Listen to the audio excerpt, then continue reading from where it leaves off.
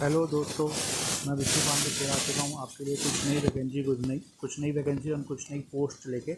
इस बार जो पोस्ट आई है वो है India oil corporation limited IOCL में आई हुई है पोस्ट। ये है पोस्ट जेई के जूनियर के लिए, बट मैं बताता हूँ आपको इसमें पर्टिकुलरली कुछ रिफाइनरीज़ के लिए पोस्ट आई हुई है। थोड़ा वीडियो लंबा होगा, डिटेल में बताऊँगा। एंड थोड़ा सा बताना चाहूँगा कि सॉरी, मैं बहुत दिन से वीडियो नहीं बना पाया, मैं खुद बिजी रहता हूँ जॉब में अपने, और वैसे पोस्ट अभी आ भी नहीं रही उतनी कि जिसके मैं आपको कोई अच्छी पोस्ट ऐसी तगड़ी नहीं आ रही इसके बारे में आपको ज़्यादा बताऊँ नॉलेज, तो इसलिए मैं उतना नहीं बता रहा था। बाकी अभी जो पोस्ट आई हुई है उसके बारे में बता दूँ। ये पोस्ट है इंडियन ऑयल कॉर्पोरेशन लिमिटेड में जूनियर इंजीनियर की post, in various forms like in production, like in electrical, various kinds of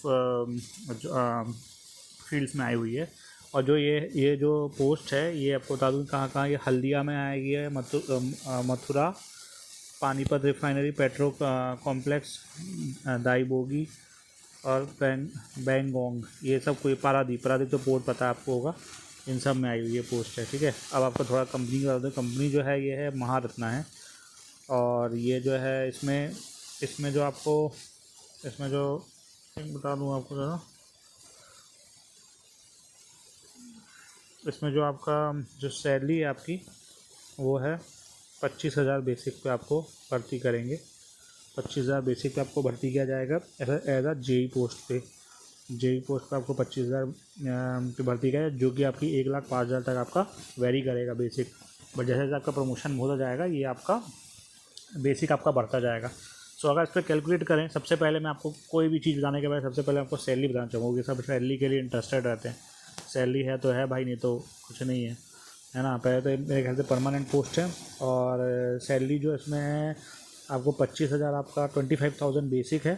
ठीक है, प्लस इसमें अभी के टाइम में 23 चल रहा है, 23 पॉइंट कुछ है, बट 23 इसका परसेंट इसका DA है।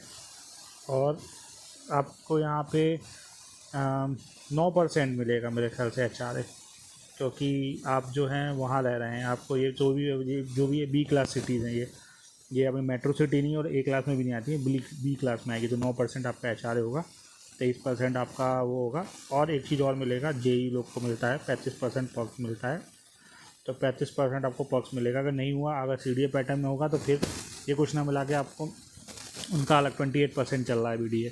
तो आप समझ लो इसमें 45, 55, 65, 70% ना।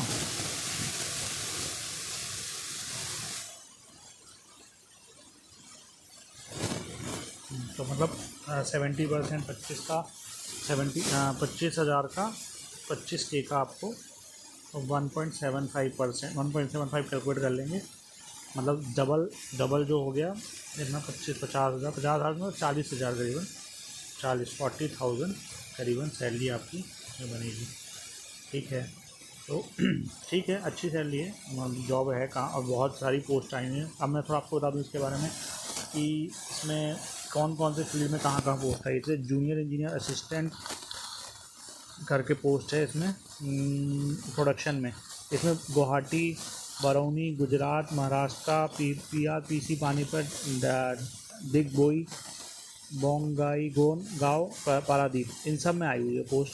इन सब में देख सकते टोटल कितनी पोस्ट है, करीबन कैलकुलेट भी टोटल करेंगे तो 300 के ऊपर पोस्ट आ रही हैं सब, तो इसको आप भरिएगा। ऐसे ही जूनियर असिस्टेंट PU में इन सब में पोस्ट हैं। फिर उसके बाद जूनियर जो इलेक्ट्रिकल जो होंगे, इलेक्ट्रिकल में उनके लिए गुवाहाटी, बरौनी, गुजरात, मथुरा, इन सब में पोस्ट आई हुई है। क्वालिटी में भी है इसमें। फिर जूनियर जैसे मैकेनिकल पे ये आई हुई है पोस्ट।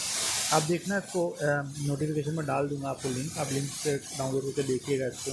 इंस्ट्रूमेंटेशन जो इलेक्ट्रॉनिक्स वाले होंगे उनके लिए होगी, क्वालिटी कंट्रोल में सब अलाउड होंगे मेरे ख्याल से, उनके लिए विभिन्न जगह पोस्ट आई हुई है।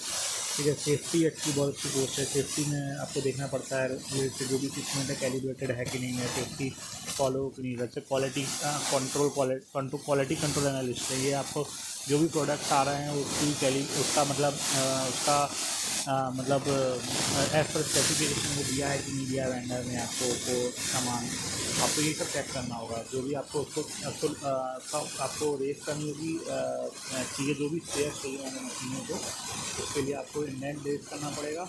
और जब वो आएगा तो आपको क्वालिटी इंजीनियर जो होंगे वो ही उसको सर्टिफाई करेंगे कि हाँ as per P O purchase order वो आया है कि नहीं आया। यही काम रहता है अधिकतर क्वालिटी करेंगे। इसी जैसे मैकेनिकल का हो गया, तो मैकेनिकल से जो भी मशीन में प्रॉब्लम्स आएंगी उनको देखना होगा कि मशीन मैकेनिकल, जैसे मैकेनिकल से मेरे को पता उतना नॉलेज नहीं है, बट मैकेनिकल से जो जैसे रोटर है या उसका शाफ्ट है या टीथ है, जॉब प्रोफाइल है, ये सब चीज़ें मतलब मशीन में सही है कि नहीं है, इसके बारे में आपको अप टू डेट रहना पड़ेगा। जैसे इंस्ट्रूमेंटेशन है, तो इंस्ट्रूमेंट जो सेंसर लगे मशीन में वो अप्रोप्रिएट काम कर रहा है कि नहीं कर रहा है।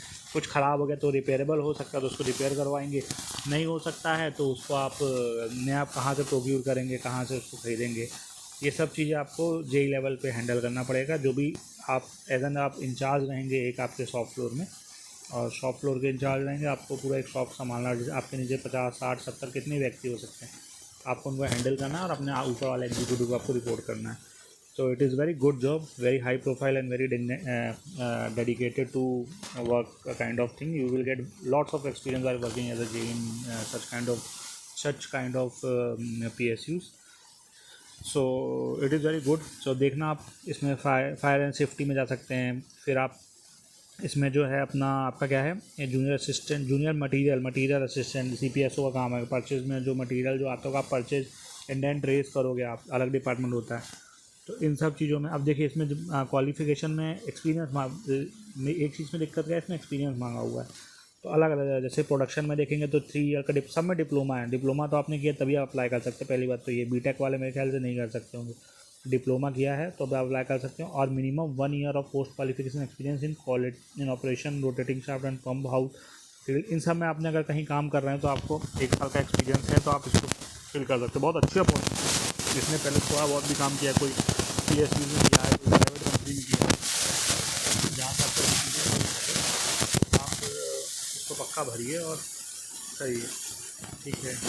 और जैसे इलेक्ट्रिकल हो गया, इलेक्ट्रिकल का भी आपका है जूनियर असिस्टेंट इलेक्ट्रिकल में, आपको इलेक्ट्रिकल से रिलेटेड डिप्लोमा मांगा गया। साथ में आपको बहुत सारी चीज़ें हैं जिनमें डिस्ट्रीब्यूशन लाइन में काम किया, सब स्टेशन पर काम किया, वो सब इसमें 1 साल का भी एक्सपीरियंस है, मिनिमम 1 ईयर, तो आप अप्लाई कर सकते हो। ज़्यादा है तो बहुत अच्छी बात है।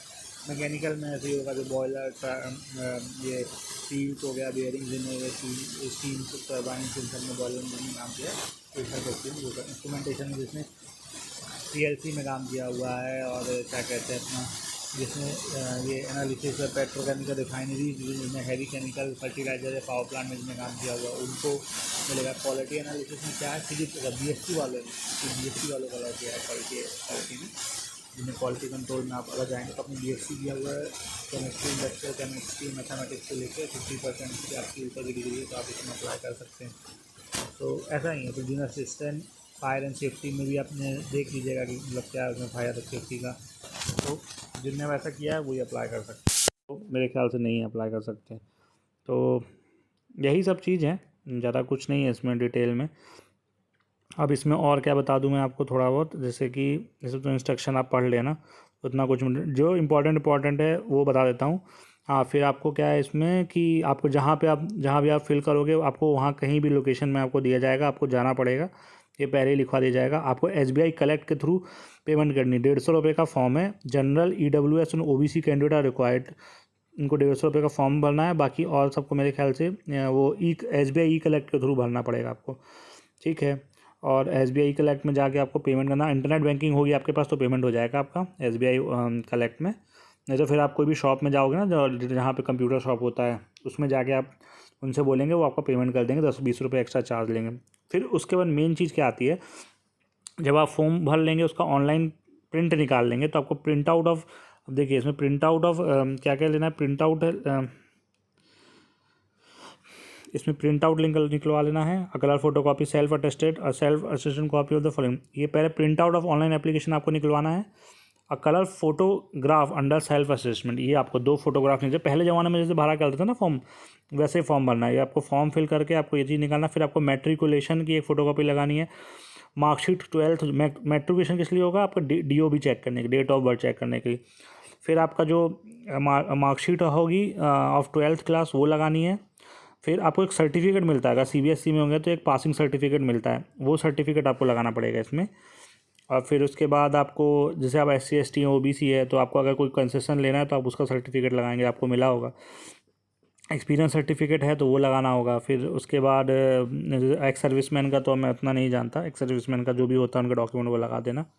बाकी आपको इस एड्रेस में वो भेजना है, और वो भी 24/10/2020 के पहले भेजना है आपको, ठीक है। फिर इतना भेजने के बाद फिर आपका फॉर्म फिल हो जाएगा। फिर आपका देखिए, जैसे डेट ऑफ ओपनिंग, कुछ और चीज़ें, जैसे डेट ऑफ ओपनिंग कब है और डेट ऑफ क्लोजिंग कब है। 21 तारीख से 21/9 से चालू हो जाएगा भरना, और चालू हो चुका है जो है 23, तो मेरे ख्याल से चालू हो गया है, और 12/10 तक चलेगा ये। 12/10 तक आप भर सकते हो आराम से, और 24/10 तक पहुंच जाना चाहिए। तो आप नॉर्मल स्पीड पोस्ट मत करिएगा, नॉर्मल पोस्ट से भेजिएगा। और by ordinary post, by return test venue by hand, print out 23 तारीख तक है।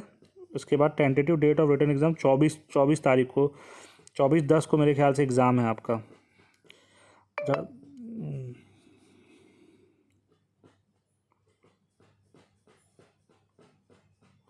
अच्छा, आप रिटर्न वेन्यू पे भी ले जा सकते हैं मेरे ख्याल से, इसमें जो लिखा हुआ है एक बार पढ़ लेते हैं। Further all candidates are required to bring and submit one set of our mention document on the day of examination to the venue. अच्छा, ये सॉरी, ये जो है आपको, ये आपको भेजना नहीं है मेरे ख्याल से, भेज भी सकते हैं वाइल सेंडिंग द प्रिंट। और आगे क्या है, if print out of the online application of candidate along with the document mention on clause not received by refinery applied by hand. अच्छा, ऐसा है कि आपको भेजना है, आपको जिन सेंटर पर अप्लाई कर रहे हो उन सेंटर में, कोई भी जिस सेंटर में अप्लाई भेजना, अगर नहीं पहुंच रहा है तो आप इसका प्रिंट आउट लेके आप अपने एग्जामिनेशन सेंटर पे पहुंच सकते हैं, ऐसा कुछ है। तो और return test venue by hand shall be rejected without any further refinery or by इतना venue by hand his or her candidate shall B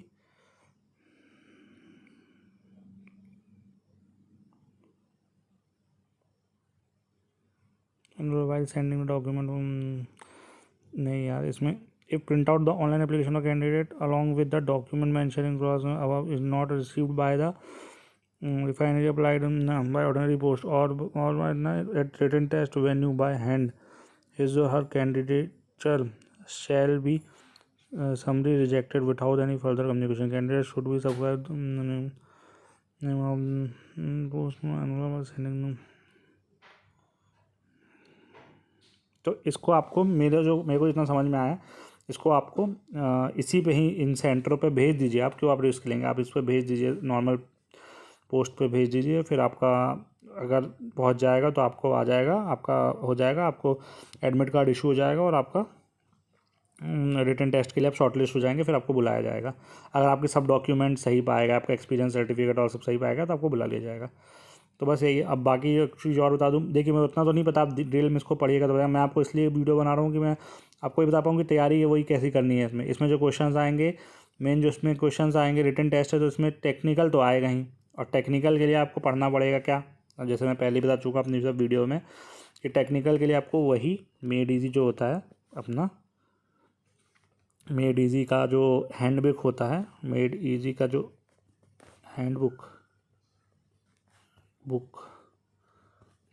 जो होता है, मेड ईजी का जो हैंडबुक है उसको ले लीजिए, आपके पास होगा, उसको पढ़ते रहिए, आपके कोई ना कोई एग्ज़ाम पक्का निकलेगा, आप उसको अगर रिवीजन। और लास्ट ईयर के जो PCS या PSU के पेपर जो आते हैं ना, जो आपको आप नेट पे सर्च करेंगे ना, 2010, 2005, ठीक है, 2012, 13, इनमें ना बहुत एग्ज़ाम होते थे PSUs के अलग अपने डिफरेंट, वो अपने खुद के उनके क्वेश्चंस होते हैं, उन्हीं में से आते हैं। और दूसरी चीज़, जो SE और JE के जो पेपर रेलवे ने कंडक्ट कराए हैं, रेलवे ने कंडक्ट कराए हैं, बहुत पहले एक समय आते थे SE JE के पेपर होते थे, उन पेपरों को अगर मिल जाए आपको कहीं नेट पे कहीं सर्च कर, मेरे को मिलेंगे तो मैं डाल दूंगा मेरे चैनल पे, इन पेपरों को आप सॉल्व करिए। एप्टीट्यूड जितने, देखिए बुक में जाके, कोई बुक में जाके, थ्योरी बुक में जाके आपको थ्योरी नहीं पढ़नी है, बुक में थ्योरी नहीं पढ़नी है, थ्योरी पढ़ने से आपको कुछ नहीं होने वाला, कोई सिलेक्शन नहीं होगा, थोड़ी पढ़ते रह जाओगे आपको एग्ज़ाम डेट आ जाएगा, कोई तैयारी नहीं होगी। क्या करना है आपको, lots of questions, lots of question practice, question practice करना है। क्वेश्चन प्रैक्टिस करेंगे जितना आप कर सके, जहाँ से क्वेश्चन मिले उसको लीजिए, उसको सॉल्व करिए, आंसर चेक करिए, गलत होता है फिर उसके बाद उसको क्या करना है, गलत हो रहा है क्यों गलत हो रहा है, फिर उसका आंसर से देखिए, नहीं मिला तो गूगल पे सर्च करिए, आंसर समझिए, आंसर के आप देखेंगे तभी आपके 3-4 कंसेप्ट उसमें क्लियर हो जाएंगे। पूरा डिटेल में देखिए कि क्या होगा इसका आंसर, ऐसे करके ही पढ़ना पड़ेगा आपको अगर आपको आज के समय में आपको निकालना है एग्ज़ाम। तो बुक में ना जाके जो भी ऑब्जेक्टिव क्वेश्चन है उन्हीं को सॉल्व करिए, उन्हीं को डिटेल स्टडी करिए कि ये आंसर ये नहीं कि हाँ अरे इसका तो ए नहीं, इसका तो ए नहीं, इसका तो बी है, हाँ बी रट लो, बी रट लो नहीं, बी क्यों है, बी क्यों है, ए क्यों नहीं था, सी क्यों नहीं था, डी क्यों नहीं था, बी ही क्यों आंसर है इसका, बी में ऐसा क्या था, क्या फॉर्मूला यूज़ किया, क्या उसने यूज़ किया, और फिर बी को याद करना, मेमोराइज करना, मेमोरी करिए, मेमोराइज करिए इसको आंसर को कि हाँ बी ही क्यों आया। तो जैसे डायोड में होता है, जैसे आपका हम लोग जैसे इलेक्ट्रॉनिक्स वाले हैं तो फ्लिप फ्लॉप होता है हमारा, तो फ्लिप फ्लॉप में पूछ लेते हैं क्वेश्चन कुछ भी कि भैया ऐसा फ्लिप फ्लॉप किससे बनता है, कौन किस किस में आपको आप इसको वो बना सकते हैं, जिगजैग पोजीशन में लगेगा, तो आपको याद होना चाहिए कि जिगजैग पोजीशन के लिए हमको एक्स नॉर या एक्स और गेट यूज़ कर सकते हैं हम, एक्स नॉर या एक्स और गेट। तो ये सब चीज़ में तो 10 साल हो गए मेरे को छोड़े हुए एग्जामिनेशन थे, बट मुझे आज भी याद है। तो आपको कंठस्थ याद होना चाहिए, कुछ कुछ क्वेश्चन तो ऐसे आते हैं कि वो आते ही आते हैं, आपको कम से कम आपके दिमाग में 10,000 से 15,000 क्वेश्चन आपके दिमाग में बिल्कुल आपके टॉपिक के होने ही चाहिए, रटे होने चाहिए आपको। उसमें से कुछ तो आएंगे और कुछ आपको जो आपने टेक्निकल अपने कॉलेज में अपने कोचिंग के समय जो पढ़ा होगा या आपने जब कॉलेज में पढ़ा होगा वो आप उसमें से कुछ आएगा, और कुछ जो आपका ट्वेल्थ में आपने या 10th में या आपने डिप्लोमा किया, डिप्लोमा वाले ने तो नहीं किया होगा, डिप्लोमा में जो आपने जो पढ़ा है, डिप्लोमा में जो आपने जो फिजिक्स, नॉर्मल फिजिक्स मैथ्स पढ़ा हुआ है उसमें से आएगा आपका, फिजिक्स में से आएगा, केमिस्ट्री में से आएगा नॉर्मल।